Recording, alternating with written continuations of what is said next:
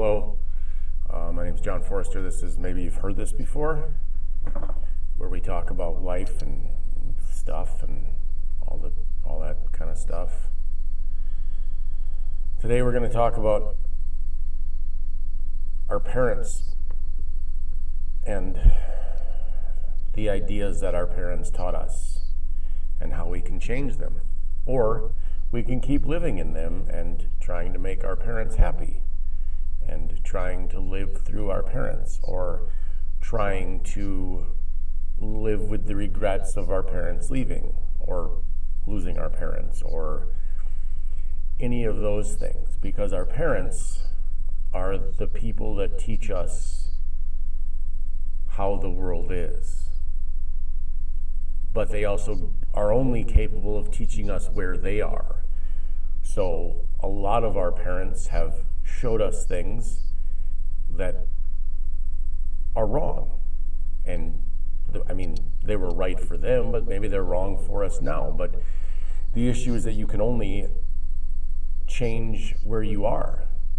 So if you want to stay stuck in whatever you're stuck in, or you want to keep trying to have a relationship with your dad who's an asshole, or you want to keep trying to be upset because your dad passed away and you didn't talk to him, or because you don't get along with your sister, or because you don't get along with your brother, or because you don't get along with whoever.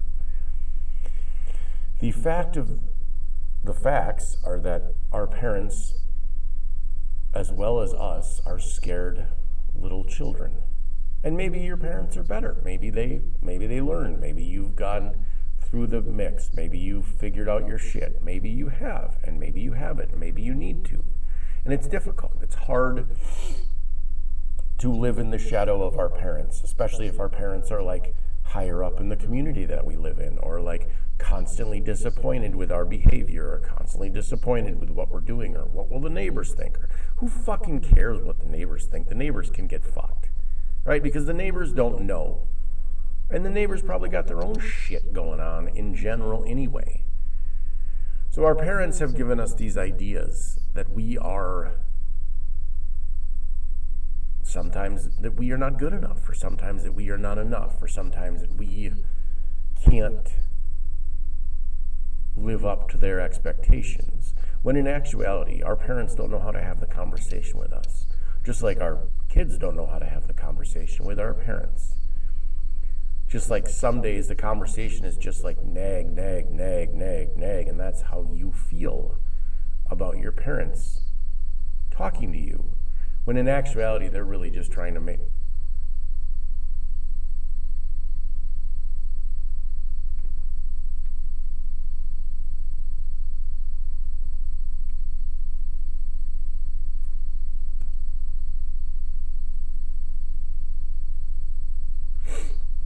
They're trying to make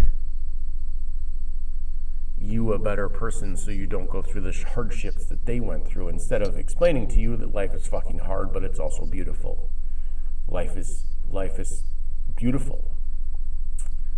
For me, my mom tried to hide that. She hid the beautiful part of life, and the beautiful part of your soul, and the beautiful part of your heart, because I don't think she knew about it, and that's okay, because she didn't ever look into it. She was looking for happiness outside of her, when in actuality, all the happiness you need is inside of you. All you have to do is look inside of yourself for the happiness to be there, because you are wonderful, and you are beautiful, and you are worth it. And working on yourself is worth it, and it's hard. It's really, really, really hard to do. It's hard to do that stuff, because you are trying to live up to everybody else's expectations of yourself, instead of living up to your expectations and your ideas and what you want for your life. Because a lot of us don't know what we want. We don't know. We're just kind of like going through the motions and trying to live for everyone else around us. And as we age, we realize that we don't need to live for everybody else around us. We need to live for ourselves, because we're wonderful and because we're worth it. And because at the end of the day, nobody really knows what they are doing. So we are all just winging it and trying to survive, while also watching people around us fall apart and succumb to depression and sadness and anxiety and all these other things that your brain is making up, trying to cope with everything that you're feeding it. Because if you aren't feeding your brain positivity, you're not going to get positive things back. Same with if you're feeding your brain negativity, you're going to get negative things back. And that's just the way it is. And that's just a problem, because we have been taught that we need more. We need more stuff. We need more money. We need more boats. We need more houses. We need more cars. We need more of everything. When in actuality, we don't need anything besides food externally to survive. Because nothing outside of us can make us happy, but we spend all of this time trying to be happy based on a model that was given to us by our parents. And the problem is that in most cases, our parents were wrong, and they didn't like each other, and they were all suffering a tiny inner child that just wanted to be loved. And we have spent all this time hiding our inner child, because it's easier to hide our inner child than it is to bring our inner child out to play, because we've heard it so many times, and it's terrified.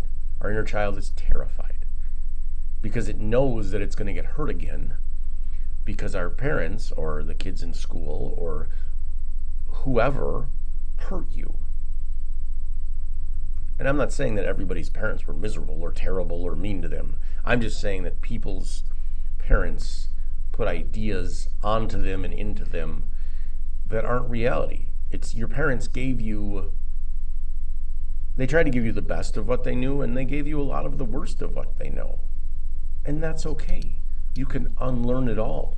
You can, as they say, get rid of the ideas that your parents gave you inside of your head, and stop looking to try to make someone else happy. If you don't want to go to college, don't go to college. If you don't want to listen,